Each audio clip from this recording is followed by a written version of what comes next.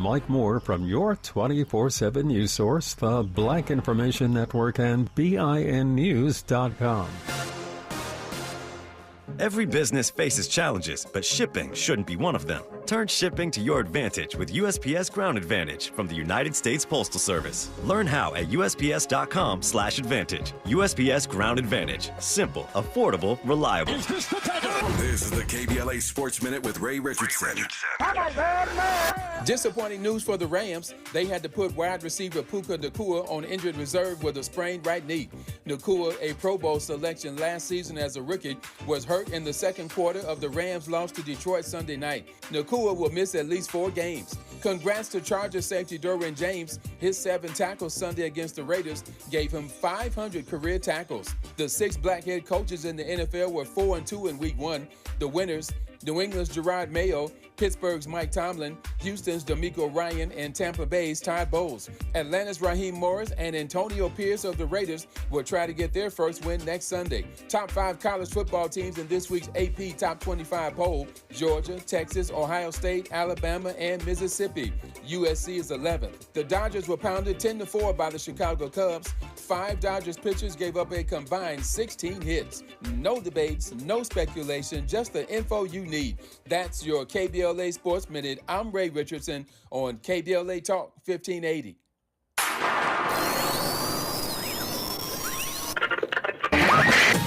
Tavis is under attack. I can't get his radio station on my transistor. I'm getting the Asian station that he's right around, but they're not letting KBLA 1580 come in. I'm not getting the black man. So let Tavis know he's under attack.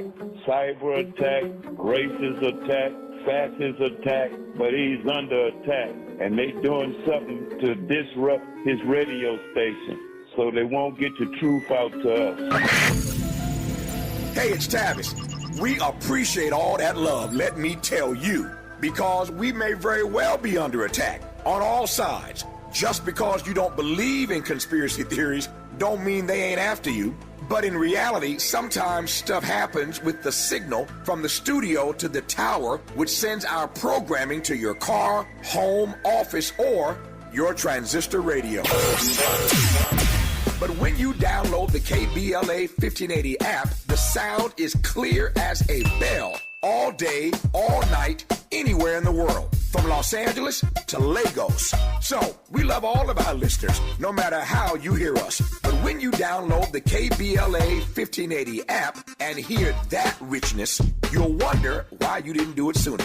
But don't take my word for it. Download the KBLA 1580 app right now. I'm Tavis Smiley, and I approve this message.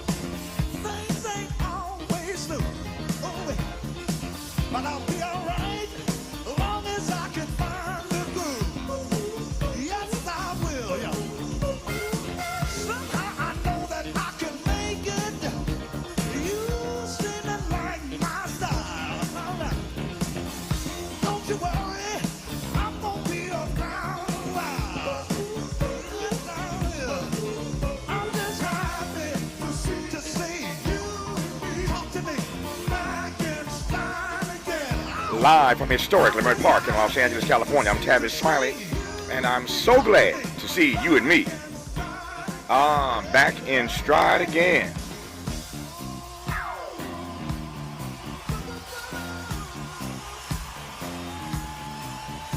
Before we get started with today's show, let me invite you to follow me on Facebook and Instagram at The Real Tavis Smiley and get updates on X, that's formerly Twitter, at Tavis Smiley. By the way, should you miss any part of today's program or want to catch up on previous shows, you can always visit thetavissmileyshow.com. That's thetavissmileyshow.com, or wherever you get your podcast, and listen to the Tavis Smiley podcast version of this live program at your leisure. Another great show on tap for you today. In our second hour, two conversations. Up first, do celebrity endorsements really matter? Do they move the needle for voters? Social impact strategist Ashley Spillane on her new Harvard study about the power of celebrity sway in our politics and why content creators may be the key to political victories come November. On the B side of our two, nonverbal communications expert Linda Clemens on the transformational power of body language in tonight's presidential debate. What signs can we take away from how Harris and Trump show up tonight, how they move tonight? We'll talk to nonverbal communications expert Linda Clemens on the B side of hour two. In our third hour, a black woman is co-moderating tonight's big debate on ABC. Her name is Lindsay Davis. I know her from Indiana. Up first in hour three, a conversation with Dr. Amina Kothari, the new dean of the Gwen Ifill School of Media, Humanities, and Social Sciences at Simmons College in Boston. We'll talk with her about her work and her vision for tomorrow's media stars. But of course, we'll remember the towering black female journalist Gwen Ifill, who did some debate moderating herself back in the day. On the B side of hour three, we'll check in with our White House correspondent, Nicolai Corte, who is in Philadelphia right now for tonight's debate. But in this first hour, two more conversations on the B side of this hour. Now, you understand that if you get married, we might drop Mrs. Price from the program, but this will be determined after your financial status has been computed by us. It has nothing to do with aid to the children. You understand? Now, if you will sign this statement, it shows your income and your expenses, Mr. Marshall, and get it back to me within 2 weeks. You understand? Yes, I understand all that, but listen, I gotta ask you something because I gotta think about this thing. What happens if I lose my job? If you're married, you must apply for welfare. Oh, I must apply for welfare? You must apply for welfare. Otherwise, this would constitute a misuse of ADC funds. Which is fraud. You understand? If the husband's unwilling or unable to make a contribution equal to what it would cost him to maintain an independent living arrangement, he must apply for welfare. Do you understand? Otherwise, this would constitute a misuse of ADC funds. Which is fraud. Which is misappropriation. Which is fraud. Right, okay, now wait a minute. Now, if I marry this lady, I want to make things better. But if I spend $1 on it, you're going to deduct it from her, right? If I want to buy a little something extra, you're going to deduct it. And I better report every penny I spend, or else I'm a crook. Okay, now you say if I lose my job, I must apply for welfare because I can't just sit around eating the government's biscuit. Which is fraud. That's a fraud, right? Okay, now, if I do go into welfare, then I'm just another lazy-ass nigger living off taxpayer. All right, now. Suppose I do not marry this lady. Now, if I move in with her and do not tell you, then we're both crooks, right? But if I do tell you, then we're back to the income and the outcome and the deducting, and you drive me to drink. And you call a fraud if I spend $7 for a bottle of whiskey. Come on, partner, let's get out. You can't win. You understand? Fraud. Don't you hear me? Don't you feel me? Stay away. Fraud. There's nowhere. You force a man out of the house because it ain't worth the crap you gotta go through. I guess I ain't. Who says you ain't? You bring the kids to my house Saturday night, and we'll make the announcement official. Classic scene from Claudine in 1974, starring Diane Carroll and James Earl Jones. A tribute to James Earl Jones on the backside of this hour, the authoritative actor and voice of Darth Vader and CNN. Passed away yesterday at the age of 93. I was honored to interview James Earl Jones a number of times during his illustrious career, and I will share some of that richness with you later in this hour. When we come forward, we'll commence today's show talking politics with longtime media critic and BuzzMachine.com editor Jeff Jarvis. Jeff also serves as director of the Toll Knight Center for Entrepreneurial Journalism at City University of New York. We'll commence our conversation with Jeff Jarvis. Get this party started today when we come forward on Tavis Smiley.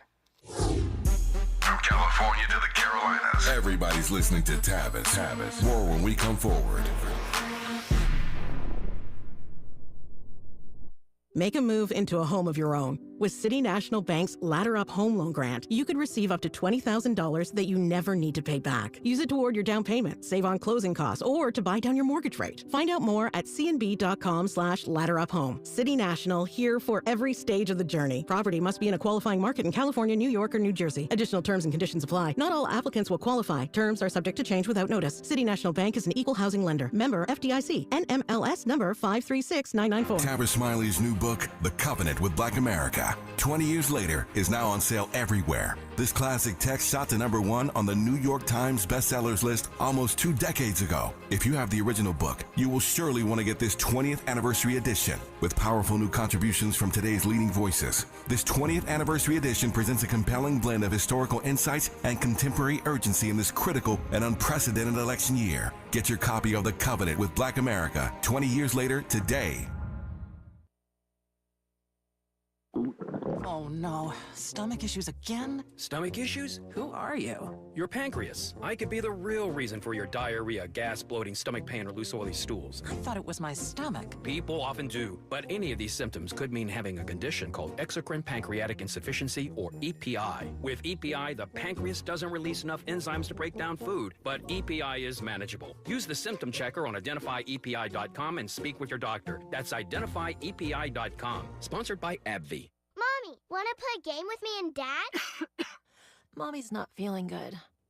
You need to vaporize that cold. Vaporize? Yeah, with Dayquil VapoCool. It's Dayquil plus a rush of Vicks vapors. Whoa. Come on, honey. Let's let Mommy rest. You guys are amazing. And so is Dayquil VapoCool.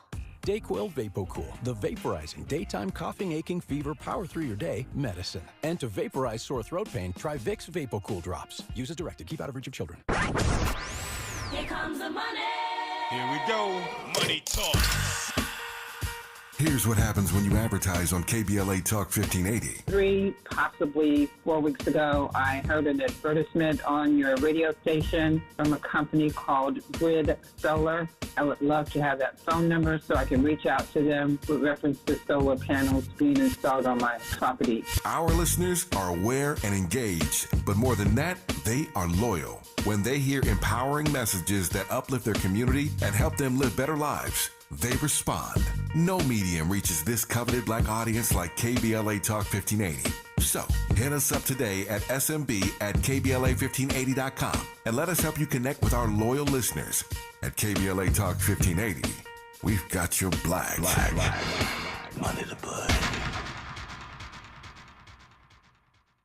Helping to make you the most knowledgeable person in your circle of friends. This is Tavis Smiley. This is Tavis Smiley and Jeff Jarvis, longtime media critic and BuzzMachine.com editor. Good to have Jeff on this program. Jeff, how are you today, sir? Good. Thank you for having me. It's my great delight to have you. Let me jump in and make the most of the time that we have. Big question. Tonight's the big night. The moment we've all been waiting for. This is not the moment that Donald Trump expected some months ago. But here he is. Broadly speaking, what are you looking for tonight? What are your expectations? It's less about the debate and more about the media reaction and what they do. I think we've seen terrible coverage of first Biden and now Kamala Harris. And we've seen a lot of making excuses of insane washing, which is a great new term invented by Aaron Rupar, for Trump. And I think what really matters here is that Tavis, we're seeing something much bigger than another campaign and another debate.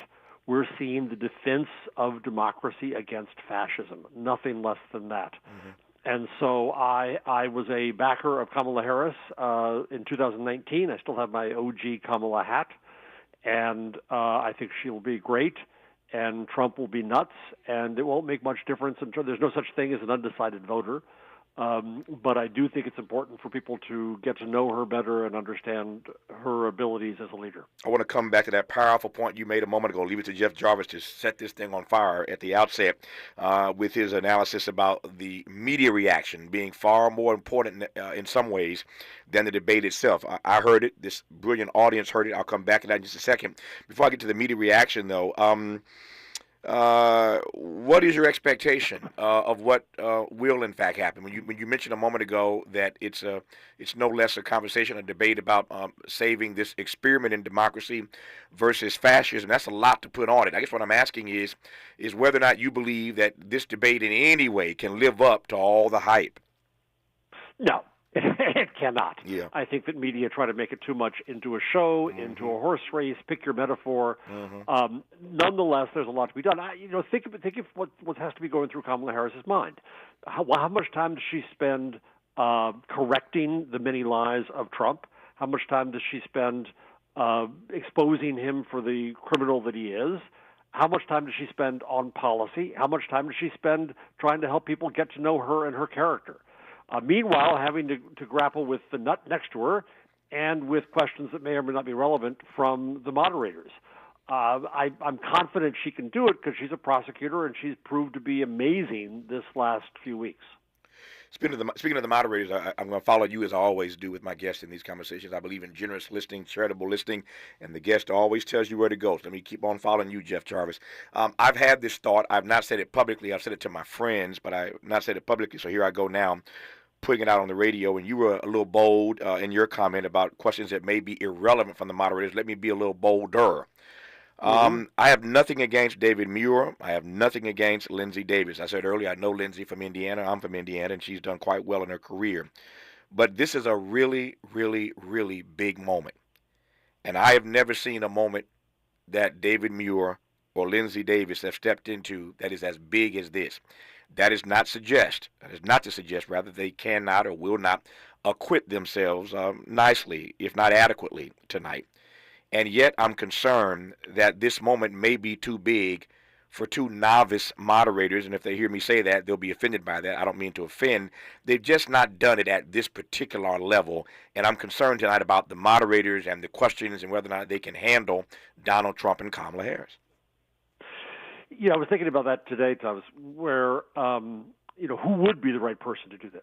I think this idea somebody with experience, somebody who's done it before. I mentioned Gwen Ifill, the late great Gwen Ifill. We'll talk about her later. Yes. Obviously, Jim Lehrer did this a number of times. There are a number of folk who've done it. I just don't like the idea. I'm a little concerned. I shouldn't say I don't like it. I'm just concerned about the idea of two moderators who've never done it at this level.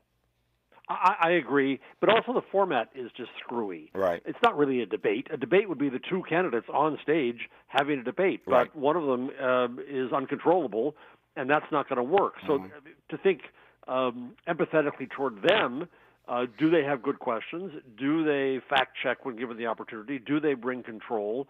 I think every bit of advice I've seen watching MSNBC this morning is to start. The first question should be, who won in 2020, Donald Trump, and then go from there. And they've got to respond and figure out what he does. And we'll see. It's all showbiz. It's done for the cameras. We'll see how it goes.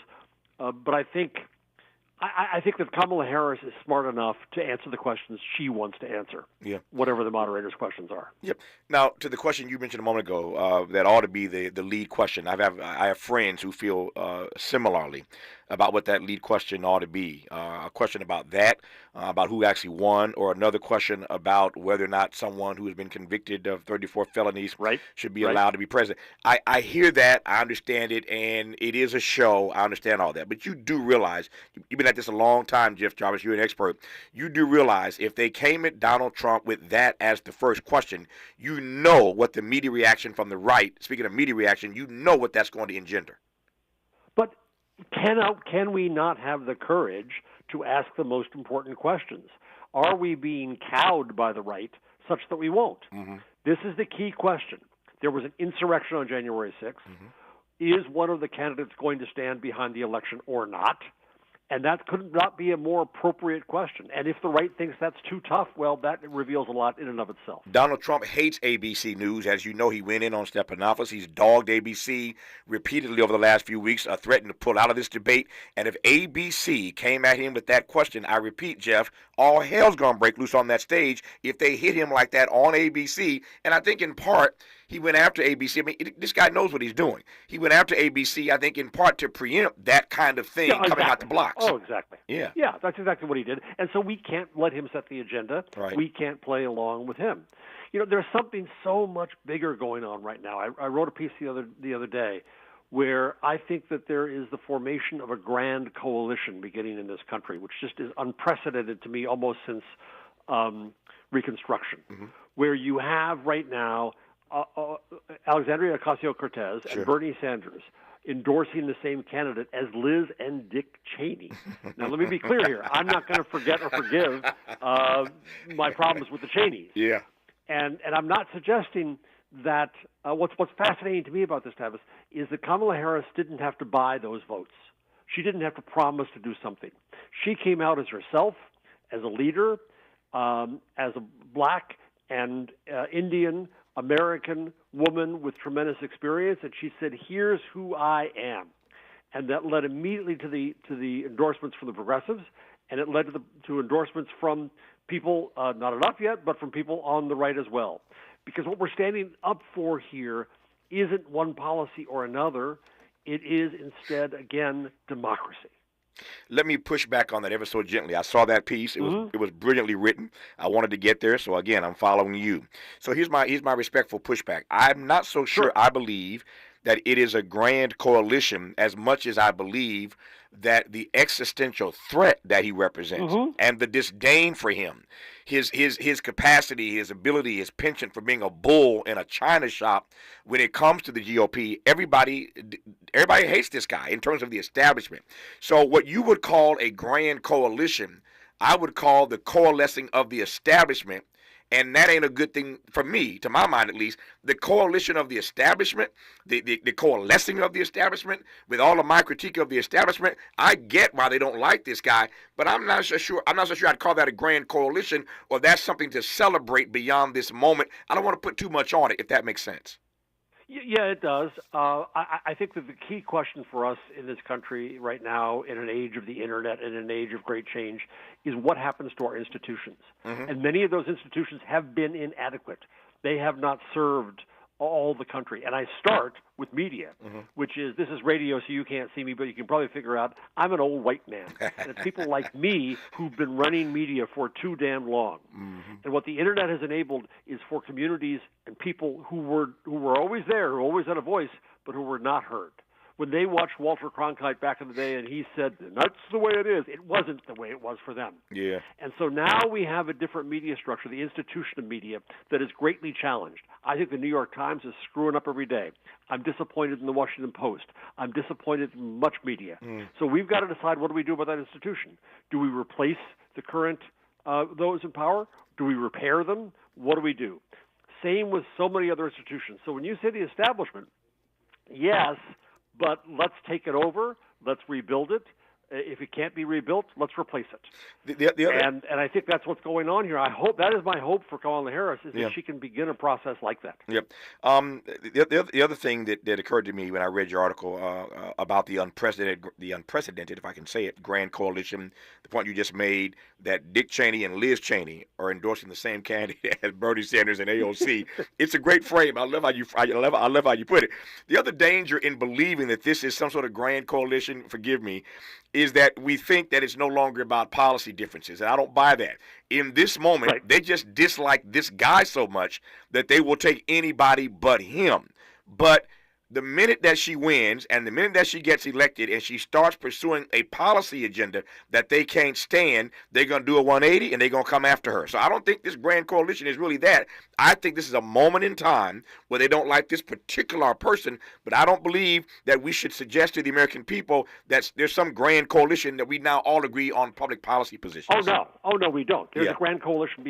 So the question to me should be, grand coalition behind what? There you go. And that behind what is what you just said, knowing that Donald Trump is a danger and supporting democracy. Once we get into it in policy, we'll see. But look at what Joe Biden, I think, was most disappointing in that he could not protect voting rights. Right.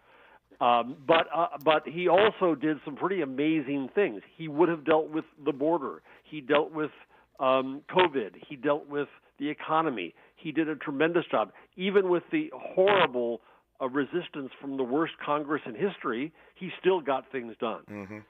And my hope is that we can continue that. Yeah, we're going to have disagreements. Yeah, the bozos are going to be the bozos. Mm-hmm. And we'll see whether if Trump is, by God, defeated, is that enough to finally kill the Republican Party as it was? Yeah. Don't know. We'll see.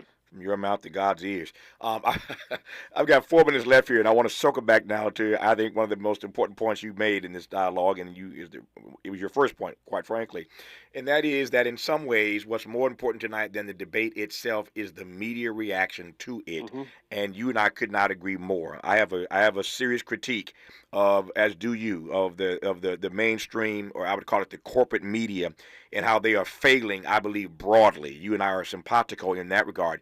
Talk to me more about what you expect, how you expect the media to behave, to react beyond this 90-minute debate tonight. You know, I'm a journalism professor, and as we came into this election, a lot of questions were asked.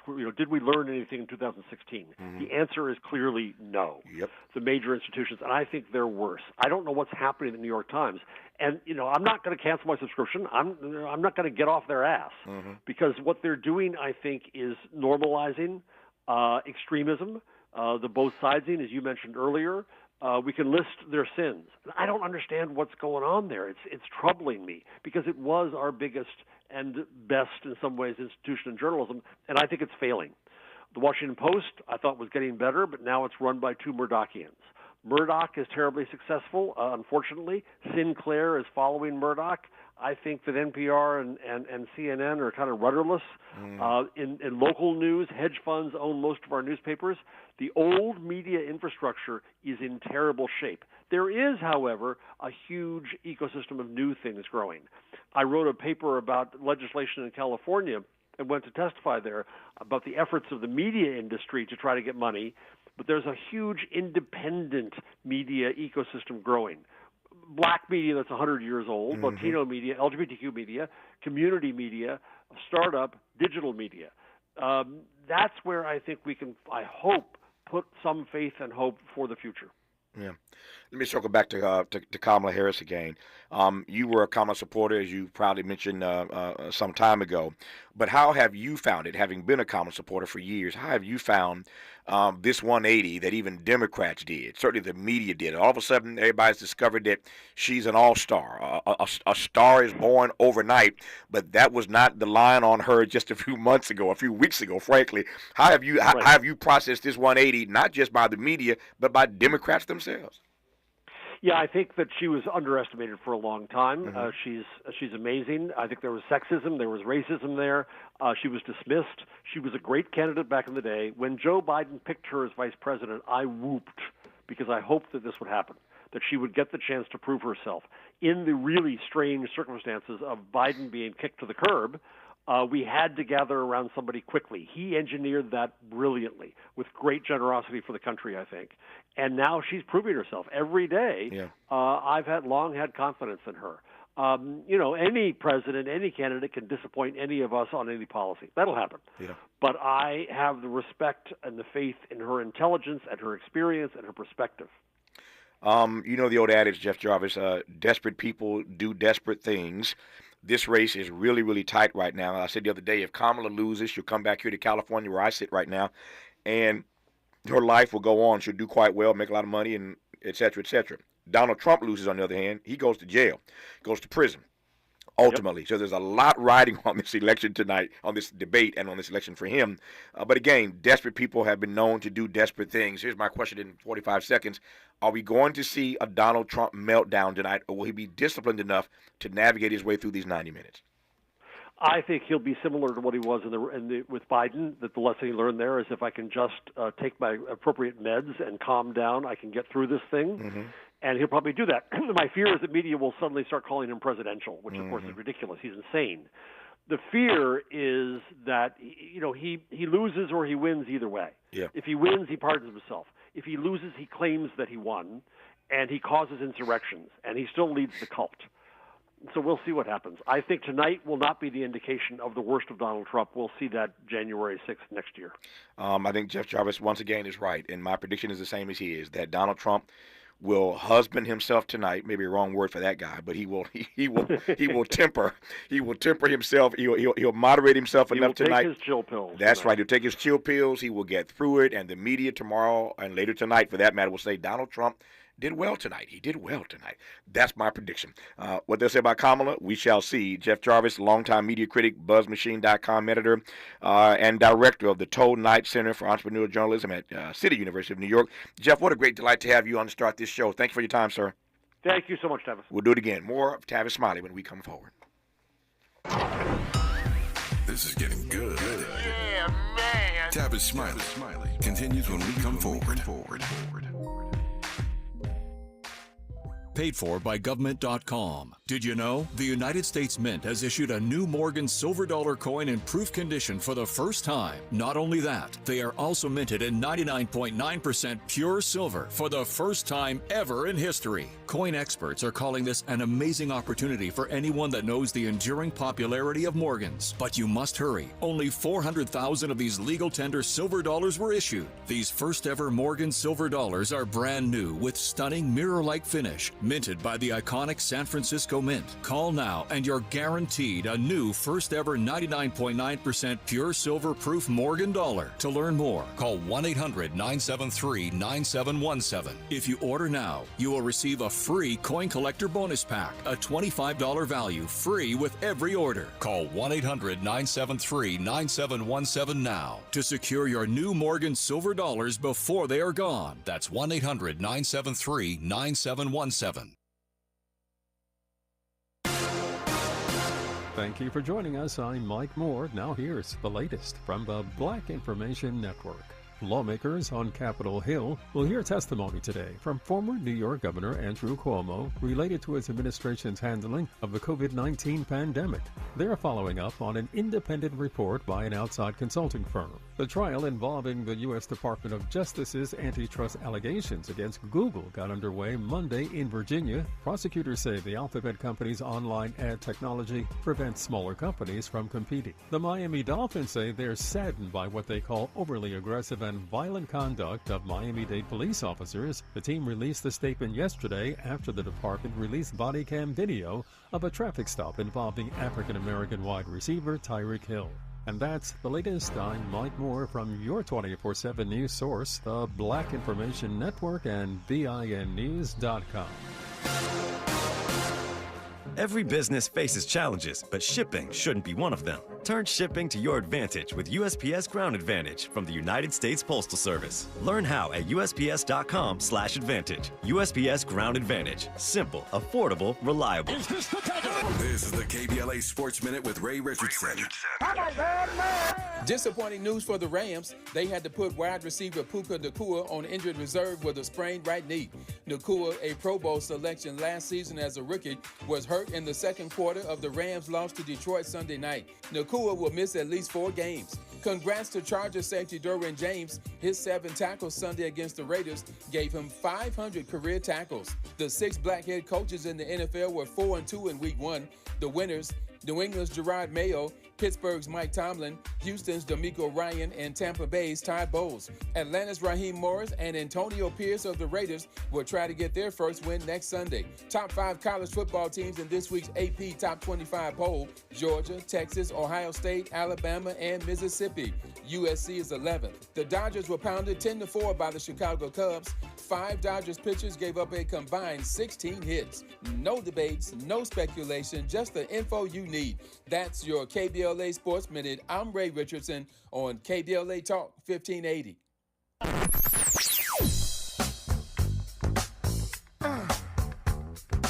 This is KBLA Talk 1580. Talk radio. That's music to your ears. We're unapologetically progressive. KBLA Talk 1580. The best-kept secret in D1 college basketball is out with the CBU Lancers. Season tickets start at $99 with free parking and great seats at the Fowler Event Center right off the 91 freeway, Adams Street exit. Join the Lancer Nation and grab tickets now at cbutickets.com. We've got a lot to talk about. Hey there, it's Karen. And I'm Ernest. We're the co-hosts of Food for Thought with Karen and Ernest here on KBLA Talk 1580. Make sure you check us out Saturdays at 8 p.m. And our rebroadcast happens on Sundays at 7 p.m. We'll be talking about the art of dining. We'll be giving food tips, talking to sommeliers, chefs, concierges, all the food influencers, everything food, everything dining. And sometimes with some of our friends just hanging out and talking food. And when you listen to our show, we have a segment called Hot Dishes. Sometimes unpopular opinions, but we said what we said and we meant what we meant. Also, we do food reviews with who's hot and who's not. Yeah, you make sure you guys check out Food for Thought with Karen and Ernest here on KBLA. We've got a lot to talk about. Unapologetically progressive. KBLA Talk 1580. We've got your black.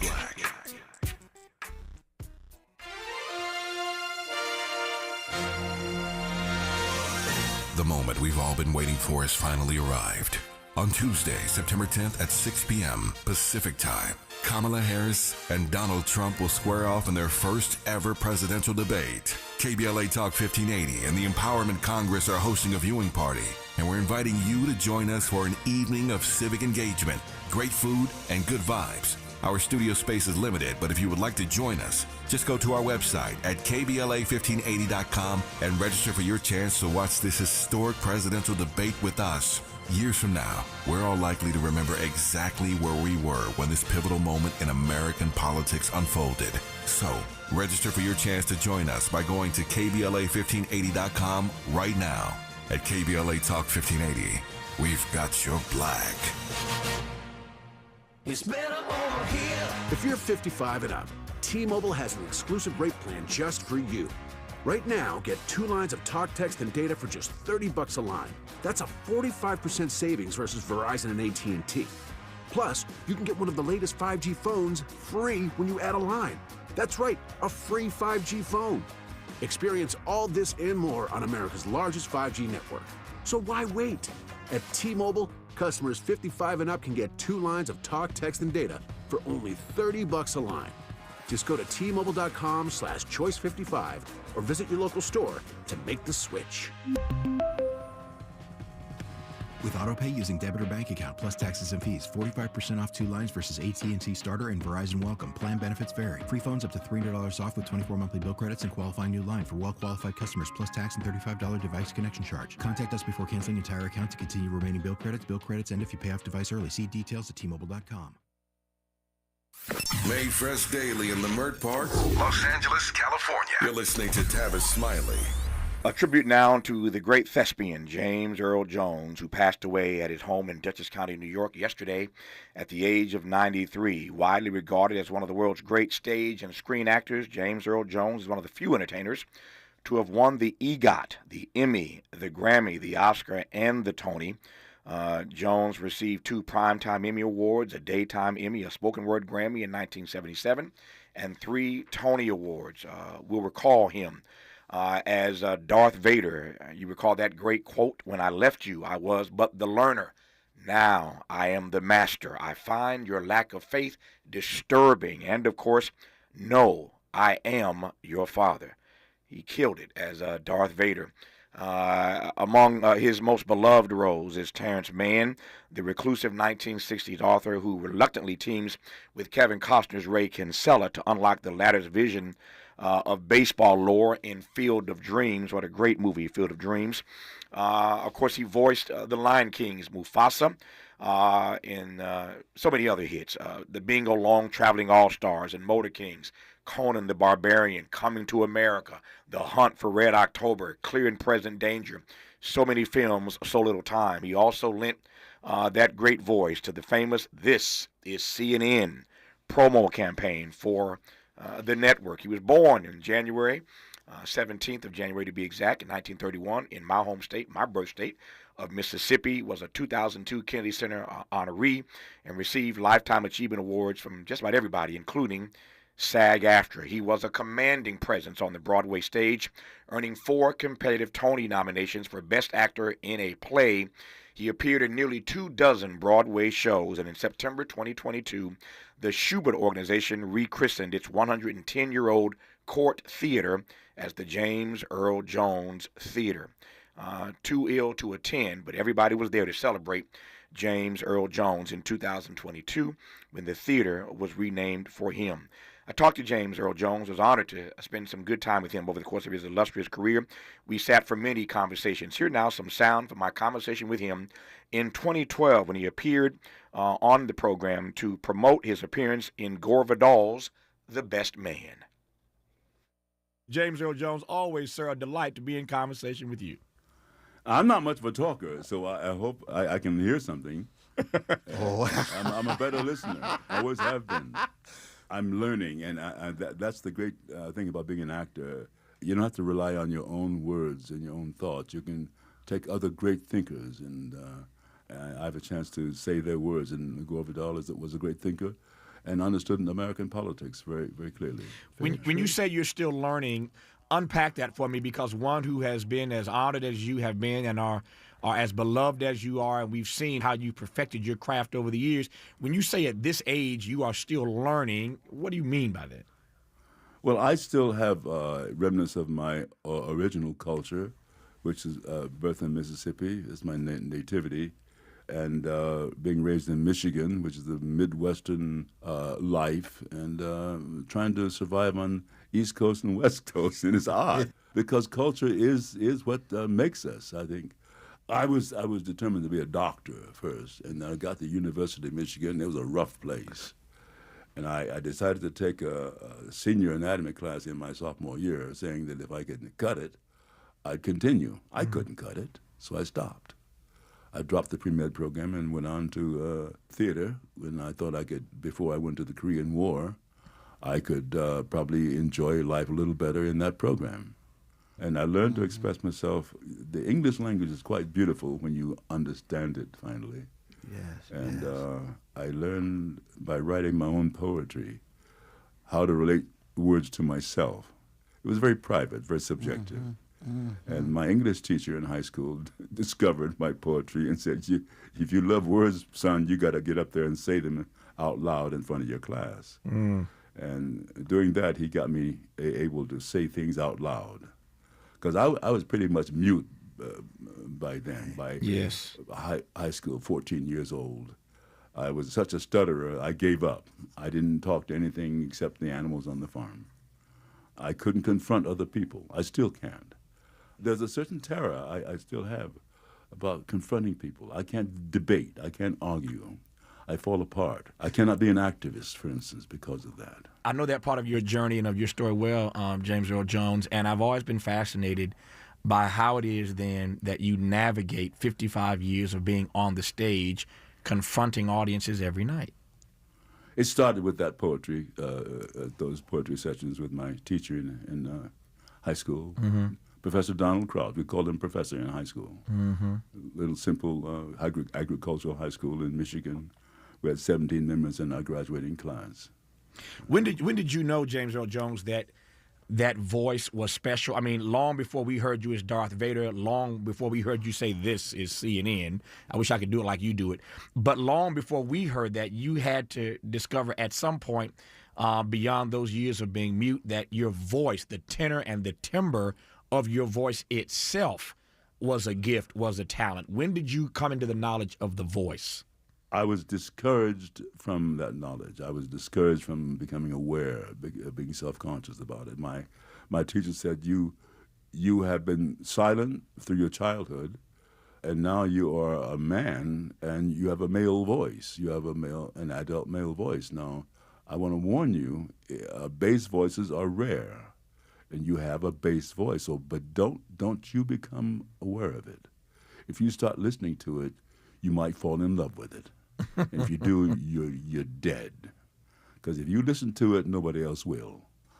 My main job is clarity, and even now I struggle to be clear on the radio. But the clarity is the important thing, and English especially requires clarity because it doesn't have all that lovely romance fringes. It can also be lovely.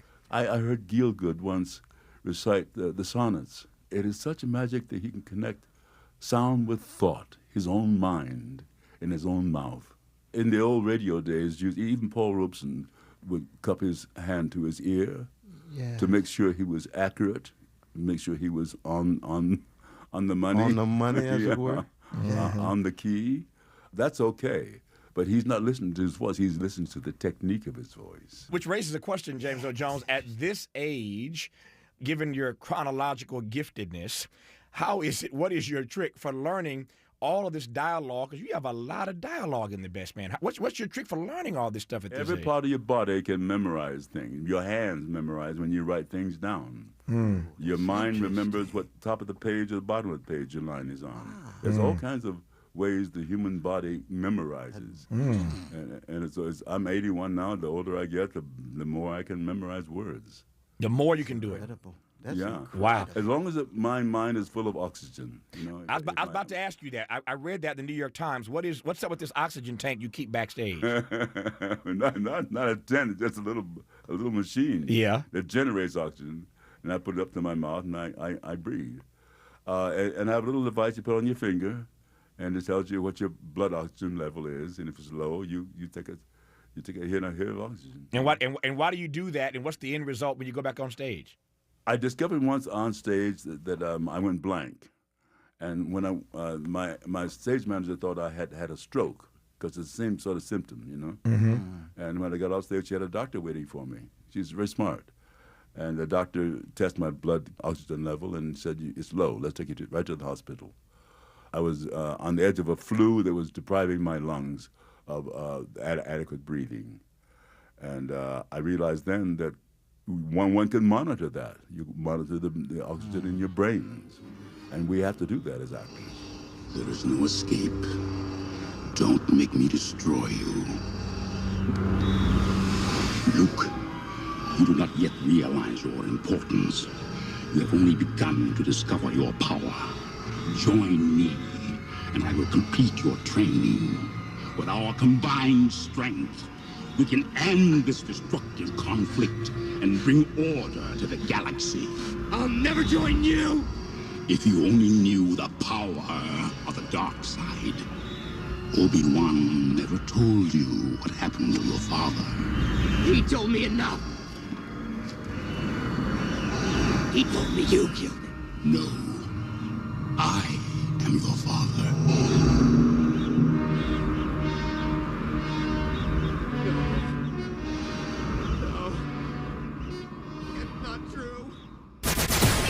Generous listening. Charitable listening. It's why everybody wants to talk to Tavis. The conversation continues when we come forward.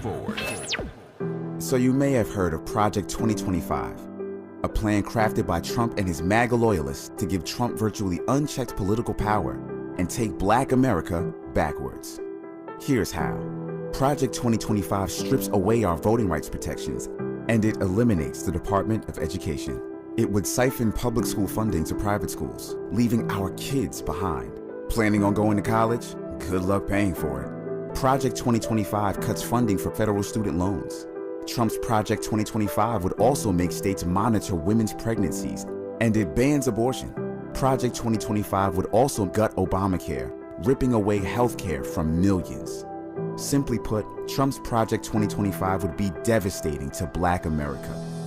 But we can stop it by voting for Kamala Harris for president, because we are not going back. I'm Kamala Harris, candidate for president, and I approve this message. Paid for by Harris for president. Eggs are a staple in our diets, and there's only one egg with more delicious farm-fresh taste plus superior nutrition. Eggland's Best. With more vitamins, including 6 times more vitamin D and 10 times more vitamin E, plus 25% less saturated fat than ordinary eggs. Available in so many delicious varieties: classic, cage-free, and organic. Eggland's Best. Better taste, better nutrition, better eggs. The LA Civil Rights Department and its Reparations Advisory Commission want to hear your reparations ideas. Join them at one of 3 working groups on September 10th, 12th, and 14th. Space is limited. To register, call 213-978-1845 or email lacr@reparations@lacity.org today. That's LACR-reparations with an S at lacity.com. Be part of this monumental movement. Let's get back to more of this rich dialogue with Tavis Smiley. More of my conversation now with James Earl Jones in 2012. I'm doing a role in Gore Vidal's play, a rough old politician named Artie Hochstadter, who is patterned after Harry Truman, having come out of some rough politics himself in Missouri, but he's learned how to be ruthless. And his license to be ruthless is having been raised as a farmer in Indiana, corn country. My home state. Your home's where? I was born like you in Mississippi. I was born in Mississippi, as were you. You went on to Michigan, and I went on to Indiana. So I'm from Michigan. Okay, so you're a Hochstadter. Absolutely. You're a Hoosier. Well, there's something special about those people. They are the center of the country. And as Carl Sandburg tried to write, they being the center. During the Second World War, they had a different attitude about the war. They weren't afraid of invasion by the Germans on the East Coast or the invasion by the Japanese on the West Coast. They were in the center. It would take them a while to get any enemy to get to them. But they dug in. They produced food for the war effort. They produced material for the war effort. They produced machinery. But they had a different attitude about it. They sent their sons off to die in that war. I want to just comment about my character in The Best Man. He's an Indiana Hoosier. Now, I cannot be an Indiana Hoosier. I tried it with O'Neill's Iceman Coming. Oh, yeah. But a black man who is not a Hoosier, that's sort of a German. A lot of Mennonites and Germans in Indiana, especially the farm country.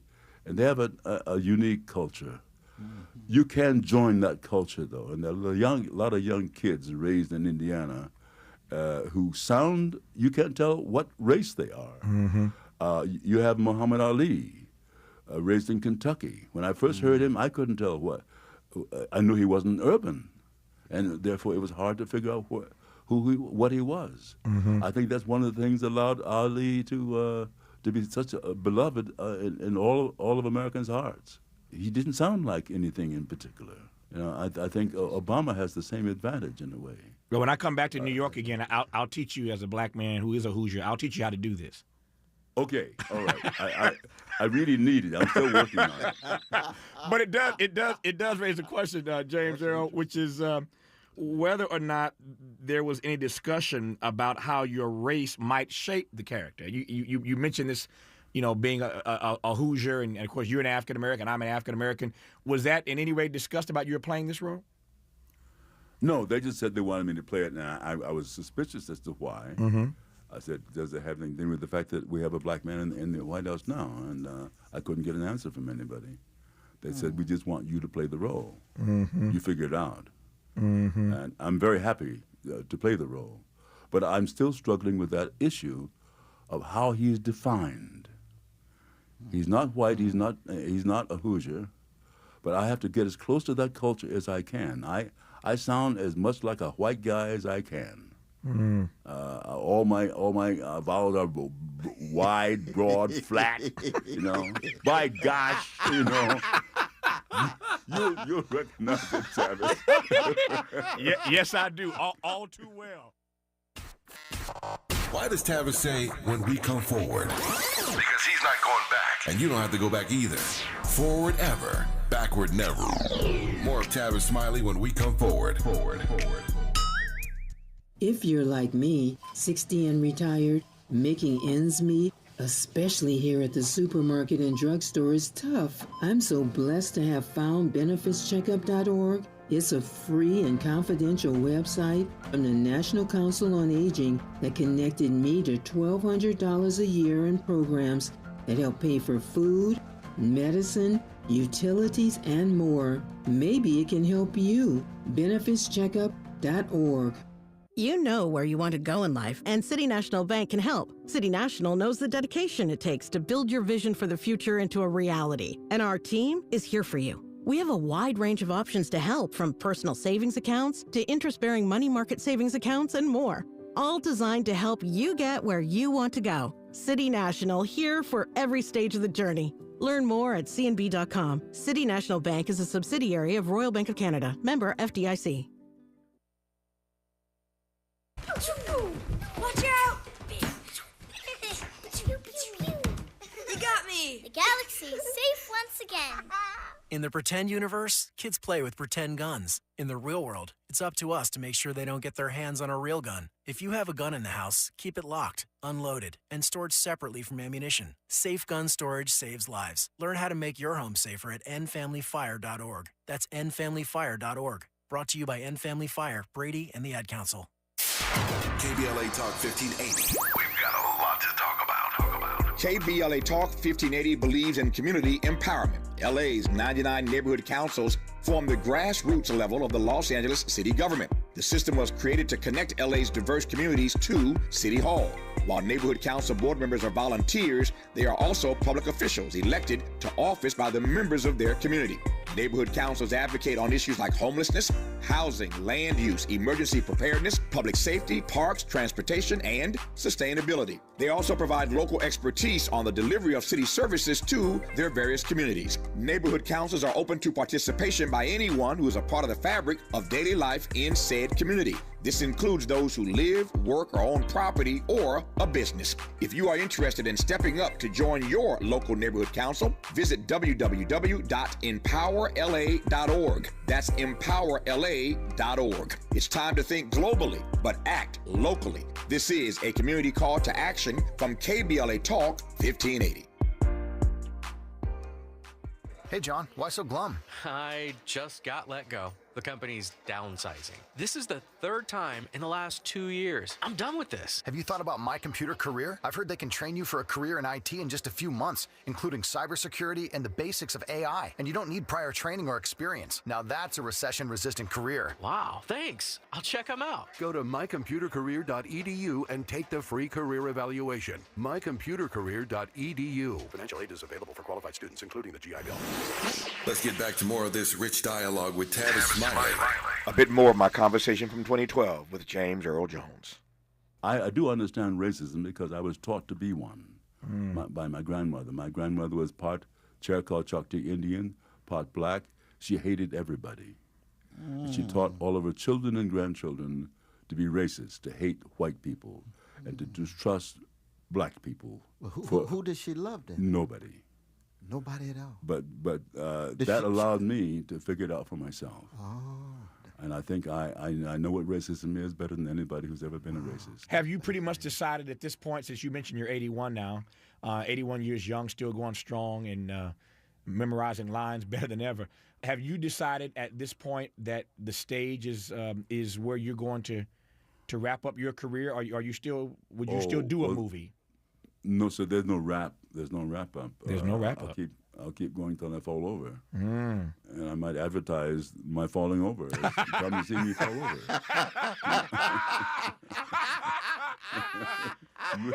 Mr. Shatner threatened to do that. Come and see me die. Come and see me die. But will that be faithful unto death?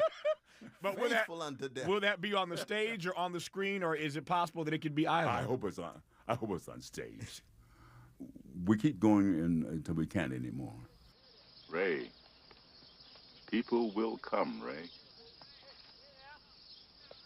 They'll come to Iowa for reasons they can't even fathom. They'll turn up your driveway, not knowing for sure why they're doing it.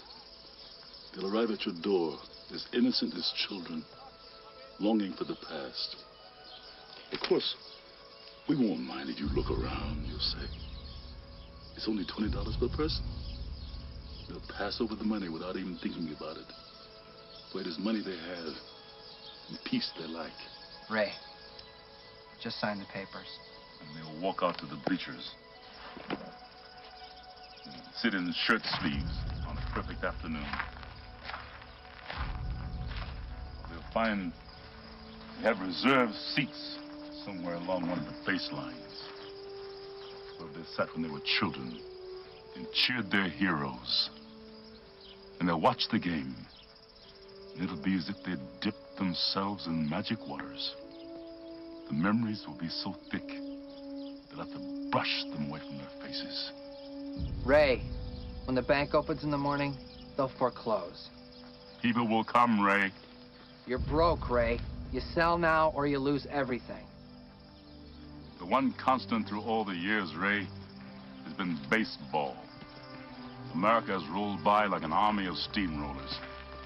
It's been erased like a blackboard, rebuilt and erased again. But baseball has marked the time. This field, this game, is a part of our past, Ray. It reminds us of all that once was good, and it could be again. Oh, people will come, Ray. People will most definitely come. James Earl Jones, dead at the age of 93. KBLA 1580 Santa Monica. Thank you for joining us. I'm Mike Moore. Now here's the latest from the Black Information Network. Lawmakers on Capitol Hill will hear testimony today from former New York Governor Andrew Cuomo related to his administration's handling of the COVID-19 pandemic.